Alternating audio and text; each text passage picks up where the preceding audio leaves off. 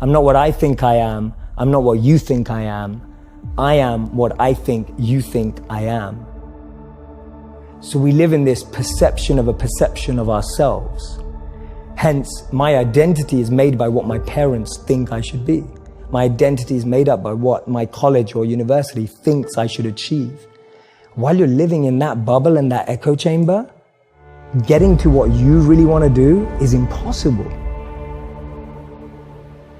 We bring to our experience our own stereotypes and expectations, and we color the world with our own interpretation. And so it's this notion that our experience of the world is kind of a dance, or kind of like a collaboration between what's coming in and what we're bringing to the table. And so what that tells us is, no, we don't have a direct experience of reality. We don't have an empirical experience of reality. We don't see the world as it is. We see the world as we are. You have to be intentional with what you do and who you are. The more valid reasons you have to accomplish a dream, the higher the odds are that you will. The first question is your dream really your dream? If your dream isn't really your dream, ain't go to work. I'm telling you, I've been thinking, I've been making calls. That's what I'm asking you to do. What fuels you? The reason why you so lazy is not because you don't have the ability. You so lazy because your dream's so small. Stand out today. Be different. Become something different. Stop lying to yourself and stand up and become something with worth, something with more than you've ever been. Your goals that you set for yourself, that's your power. Your ambition is your power. Having time is so powerful. You are powerful. Set out what you believe in. Lay out the power you have. Actually, lay out the power that you have always had. Use this, become this, and have this. Your power can take you, put you on your path to your success, to the place where you succeed, where you can become more than just ordinary. Figure out who you are. Don't apologize for who you are, and then become even greater than you naturally are at what you are. Once you understand that every time you lose, it's an opportunity for you to not only learn that lesson, but take it a +1 step past the lesson, you'll start to appreciate those lessons. I dare you to work on yourself for 6 months. I dare you to shut out the world. I dare you to shut out all the distractions. I dare you to give up everything that is keeping you from your dream.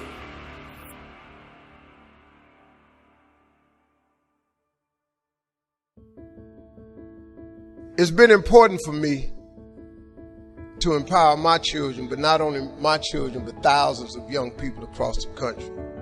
And education is the key for a lot of people.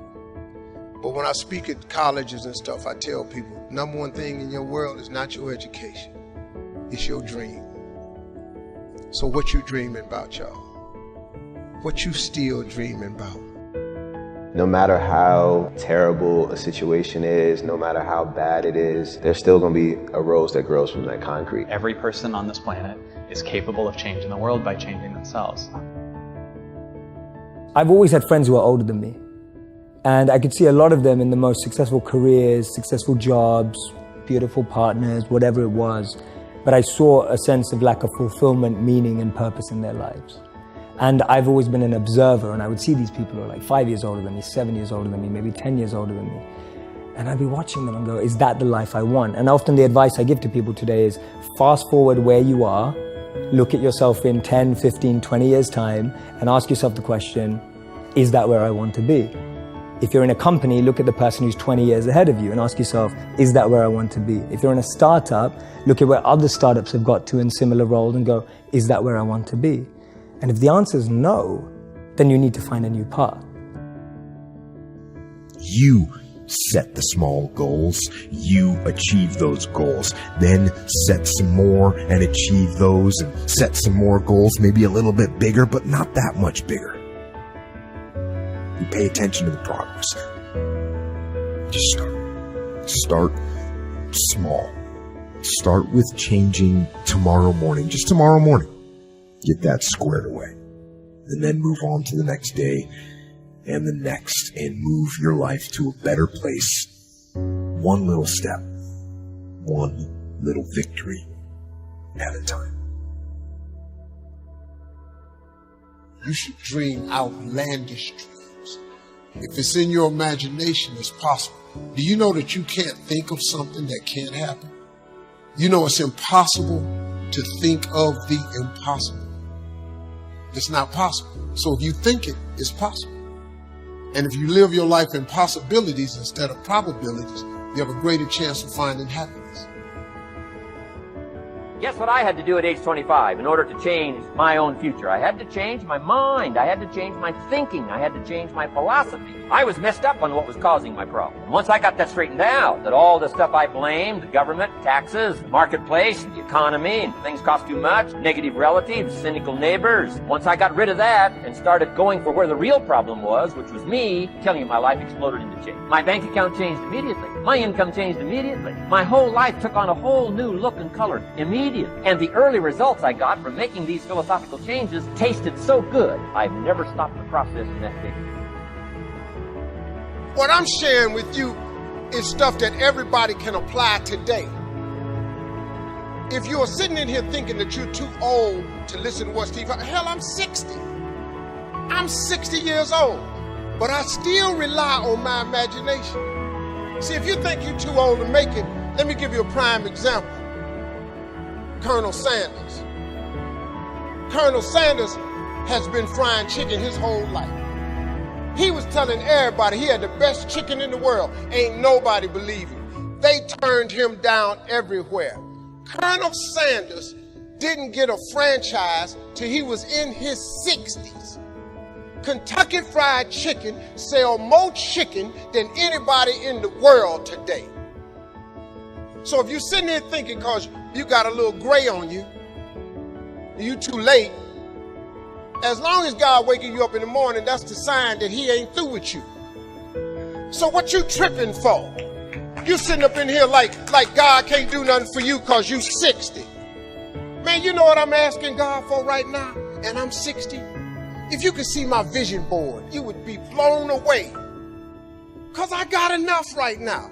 I really know. But I ain't in the need business. I'm in the want business. Ain't nothing wrong with wanting something. Quit going down to these churches y'all sitting up in here going down to, keeping you in these little boxes. God got a big life for you. Another fringe benefit of setting goals is what it does for your ability to manage your time effectively. This is no small thing. We'll look at time management in detail in a later session, but now, while we're talking about goals, I'd like to share a few ways your use of time are affected by or influence the achievement of your goals. Have you ever thought that without some very clear written goals, you never even need to consider managing your time? Time essentials come from objectives well defined. Time can't be critical if objectives aren't defined. Now you might be one of those uniquely fortunate individuals who can keep all their objectives and purposes clearly defined in their minds and operate from that. But I wouldn't take the chance. Write your goals down and set careful priorities.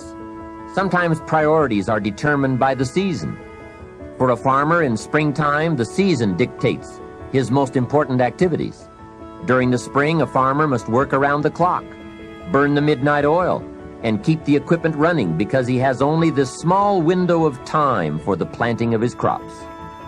One of the difficulties of living in an industrialized society is the losing of the sense of seasons.